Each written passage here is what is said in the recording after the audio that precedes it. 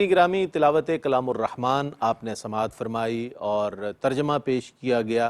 آئیے سعادت کے اس سفر میں مزید آگے بڑھتے ہیں اور تفسیر و خلاصے سے اپنے ایمان کو مزید منور کرتے ہیں۔ میں ملتمس ہوں حضرت علامہ شہزاد مجددی صاحب سے کہ وہ تفسیر و خلاصہ پیش فرمائیں۔ بسم اللہ الرحمن الرحیم، الحمدللہ رب العالمین، والصلاة والسلام علی اشرف الانبیاء والمرسلین وعلی آلہ وصحبہ اجمعین۔ ناظرین مکرم، سورہ المائدہ 7واں پارہ تفسیری خلاصہ جاری ہے اور دوسرے ربع کا ہم مطالعہ کر رہے ہیں۔ یہاں ذکر ہے سیدنا عیسیٰ علی نبینا علیہ الصلاۃ والسلام کا۔ عیسیٰ علیہ الصلاۃ والسلام اللہ تبارک و تعالیٰ کے اولو العزم جلیل القدر رسول، اور بہت سارے معجزات اللہ تبارک و تعالیٰ نے حصی طور پہ آپ کو عطا فرمائے۔ آپ مردوں کو زندہ کرتے تھے، مادرزاد اندھوں کو، سفید داغ یعنی برس والوں کو آپ اللہ کے حکم سے شفا دیا کرتے تھے، اور اللہ رب العزت نے آپ کے دست نبوت پر بہت سارے معجزات کا ظہور فرمایا۔ اس میں ایک مائدۃ من السماء کا بھی ذکر ہے، آسمانوں سے اترنے والے ایک ریڈی میڈ دسترخوان کے اوپر جس پہ کھانا لگا ہوا تھا، اور اسی نسبت سے یہ سورہ مبارکہ کا نام المائدہ ہے۔ المائدہ یعنی دسترخوان۔ اور پچھلی جو ہمارا اس پہلا ربع ہے، جو پچھلی نشست تھی، اس میں آخری یہ پوائنٹ یہ تھا جو ہم بیان نہیں پہلے کر سکے، کہ جب حواریوں نے کہا نا اے عیسیٰ ابن مریم کہ آپ کا رب ایسا کرے گا کہ ہم پر آسمان سے ایک خوان اتارے، تو کہا اللہ سے ڈرو اگر ایمان رکھتے ہو۔ بولے ہم چاہتے ہیں کہ اس میں سے کھائیں اور ہمارے دل ٹھہریں اور ہم آنکھوں دیکھ لیں کہ آپ نے ہم سے سچ فرمایا اور ہم اس پر گواہ ہو جائیں۔ یہ انبیاء کرام علیہ السلام کا طریق ہے۔ تصوف و روحانیت میں بھی یہ ایک مقام آتا ہے جہاں سالک کو طالب چاہ رہا ہوتا ہے کہ میرا جو مطالعہ ہے وہ میرا مشاہدہ ہو جائے، اور جو میرا اجمال ہے وہ تفصیل ہو جائے، اور جس چیز کو میں مانتا ہوں اس پر مجھے عین الیقین کے ساتھ حق الیقین نصیب ہو جائے۔ اب یہاں کئی قسم کے پہلو ہیں۔ قرآن چونکہ حکمتوں کا، انوار کا، معارف کا سمندر ہے، اس میں سے ہم کچھ موتی چن پاتے ہیں اور آپ کی خدمت میں پیش کرنے کی سعادت حاصل کرتے ہیں۔ اب یہ حواریین جو ہیں عیسیٰ علیہ السلام کے ساتھی تھے، صحابی تھے، اور ان کے جانثار تھے۔ اب ایک موقع ایسا آ گیا کہ انہوں نے چاہا کہ آسمان سے ہمیں اللہ تبارک و تعالیٰ اپنی نعمتوں بھرا دسترخوان عطا فرمائے اور ہم اس سے مستفیض ہوں اور اپنی آنکھوں سے یہ منظر دیکھ لیں۔ کیوں؟ تاکہ ہمیں تقویت ایمانی حاصل ہو۔ جناب ابراہیم علیہ السلام نے بھی اللہ کی بارگاہ میں عرض کیا تھا، پہلے سورہ بقرہ میں اس کا ذکر گزر چکا کہ ربی ارینی کیف تحیی الموتیٰ، تو فرمایا کہ کیا ابراہیم تم ایمان نہیں رکھتے؟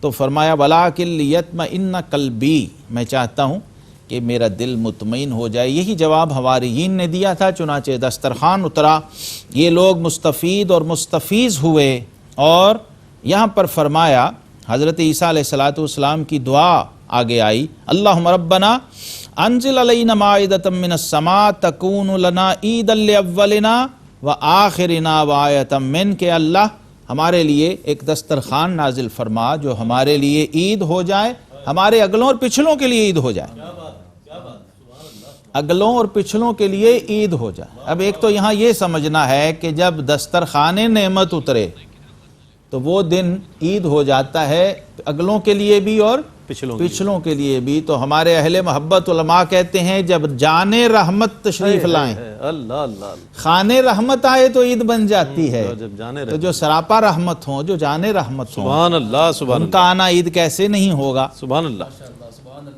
تو وہ دسترخوان اترتا ہے اور قرآن کہہ رہا ہے وآیۃ منک، وہ تیری طرف سے نشانی ہو۔ دیکھیے دسترخوان اللہ کی نشانی ہے، تو جو ذات پاک نبی کریم رؤوف الرحیم علیہ الصلاۃ والتسلیمات جن کی نسبت سے اللہ کی نشانیاں جنم لیتی ہیں اور پیدا ہوتی ہیں، ان کا کیا مقام اور کیا مرتبہ ہے، اور خود عیسیٰ علیہ السلام کا کیا مقام و مرتبہ ہے کہ جہاں آپ کی ولادت ہوتی ہے بیت اللحم کے اندر، وہاں معراج کی رات حضور صلی اللہ علیہ وسلم کو روک کر نفل پڑھائے جاتے ہیں، اور وجہ کیا بتائی جاتی ہے کہ یہاں اللہ کے نبی کا میلاد ہوا۔ چنانچہ یہ مشہور و معروف واقعہ جو ہے اسی آیت کی، اس سورہ مبارکہ کی وجہ تسمیہ ہوا اور اس کو سورہ المائدہ قرار دیا گیا۔ یہ ایک بہت بڑا عظیم الشان واقعہ ہے معجزات کی تاریخ میں اور تاریخ نبوت میں۔ سورہ المائدہ کے آخر میں ایک بہت ہی پیاری آیت کریمہ اور بھی ہے، جہاں پر اللہ تبارک و تعالیٰ کی بارگاہ میں اللہ کے محبوب عرض کر رہے ہیں، اللہ کے نبی کہہ رہے ہیں ان تعذبہم فإنہم عبادک وإن تغفر لہم فإنک انت العزیز الحکیم، کہ اللہ اگر تو انہیں عذاب کرے تو یہ تیرے ہی بندے، بے شک، اور اگر تو انہیں بخش دے تو بے شک تو ہی غالب اور حکمت والا ہے۔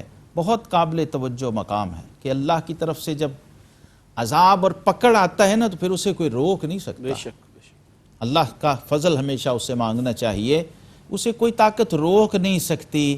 تو اللہ کا عذاب آنا یاد رکھیے کبھی بھی اللہ کی طرف سے ظلم نہیں ہوتا۔ یہ انسانی سوچ ہے اور انسانی غلط فہمی ہے کہ پتہ نہیں کسی پر معاذ اللہ زیادتی ہو گئی ہے، ایسا تصور جاہلانہ ہے۔ یاد رکھیے کیونکہ اللہ رب العزت علیم ہے، حکیم ہے اور عادل ہے۔ اللہ تبارک و تعالی ظلم نہ کرتا ہے، نہ ظلم کو پسند کرتا۔ بے شک، یہ عذاب کے آنے میں بھی ہزارہا باریکیاں اور حکمتیں ہیں، اور اس کا سبب وہی لوگ ہوتے ہیں جن کی طرف عذاب آتا ہے۔ آگے بھی اس عذاب کے حوالے سے بہت لطیف قسم کے معارف اور مسائل آئیں گے۔ ہوتا یہ ہے کہ اللہ چونکہ تو مالک ہے، آل ان آل ہے، جو چاہے کر سکتا ہے، تیرا حق ہے، لیکن ہم التجا کرتے ہیں اگر تو مہربانی کر کے بخش دے فَإِنَّكَ أَنْتَ الْعَزِيزُ الْحَكِيمُ، اے اللہ تو بہت ہی بخشنے والا اور بہت ہی مہربان ہے۔ اللہ تبارک و تعالی سے نبی یاد رکھیے ہمیشہ اپنی امت کے لیے رحمت مانگتے ہیں، مہربانی مانگتے ہیں، کرم مانگتے ہیں۔ اسی آیت کو نبی کریم علیہ السلام نے رات کو ایک ہی آیت میں پوری رات گزار دی۔ ترمذی شریف میں ہے ایک بار آقا کریم علیہ السلام نماز میں رات تہجد میں اسی آیت کی تلاوت و تکرار میں اتنا روئے، اتنا گڑ گڑائے اور اتنی آہوزاری کی بارگاہ الہی میں اپنی امت کے لیے کہ صحابہ کرام گھروں سے روتے ہوئے باہر نکل آئے تھے، اللہ، اور حجرہ پاک کے ارد گرد حلقہ بنا کے کھڑے ہو گئے تھے، اور آہوزاری کا ایک سلسلہ شروع ہو گیا تھا۔ گویا یہ آقا کریم علیہ السلام کی بہت ہی پسندیدہ آیت کریمہ ہے، اور اللہ کی بارگاہ میں بطور مناجات آپ نے بارہا اس کو پڑھا اور پیش کیا، اور اپنی امت کے لیے بخشش و مغفرت طلب کی اسی پیرائے میں۔ ناظرین مکرم، ہم سورہ الانعام کا آغاز کر رہے ہیں۔ سورہ الانعام، یہ سورہ انعام نہیں ہے، الانعام ہے۔ یہ چوپایوں کو کہتے ہیں، مویشیوں کو کہتے ہیں عربی زبان کے اندر، اور اس کا آغاز ہو رہا ہے سب خوبیاں اللہ کو جس نے آسمان اور زمین بنائے اور اندھیرا اور روشنی پیدا کی، اس پر کافر لوگ اپنے رب کے برابر ٹھہراتے ہیں۔ وہی ہے جس نے تمہیں مٹی سے پیدا کیا اور پھر ایک میعاد کا حکم رکھا اور ایک مقررہ وعدہ اس کے یہاں موجود ہے۔ اللہ نے اپنی شان و عظمت کا بھی اظہار فرمایا ہے اور مخلوق کی حقیقت کو بھی یہاں پر کھول دیا ہے کہ یاد رکھو اللہ رب العالمین تمام ازداد کا خالق ہے، یعنی زمین و آسمان کا بھی خالق ہے، اندھیرے اور روشنی کا بھی خالق ہے، ظلمت و نور کا بھی، پھول اور کانٹے کا بھی، سچ اور جھوٹ کا بھی، جائز اور ناجائز کا بھی، حلال اور حرام کا بھی، آدم اور ابلیس کا بھی۔ خالق وہی ہے، هو الذی خلقکم وما تعملون، جو تمہیں خلق کرنے والا ہے اور جو کچھ تم کرتے ہو اس کو بھی خلق کرنے والا وہ ہے۔ یہ یاد رکھیے، ہم جو نماز پڑھتے ہیں، نماز ہم پڑھتے ہیں لیکن نماز کا خالق ہمارا رب ہے۔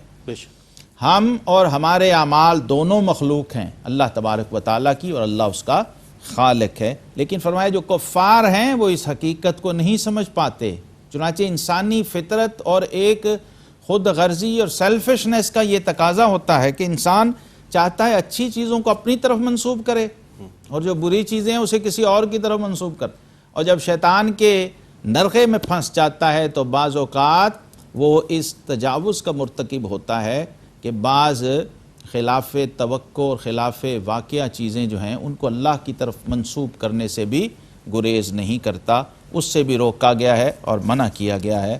پھر قرآن نے ایک اور ہمیں حکم دیا، قل سیروا فی الارض ثم انظروا کیف کان عاقبۃ المکذبین، فرمایا تم فرما دو کہ زمین میں سیر کرو اور دیکھو کہ اللہ تبارک و تعالیٰ نے ان لوگوں کا انجام کیا کیا ہے جو حق کو جھٹلایا کرتے تھے۔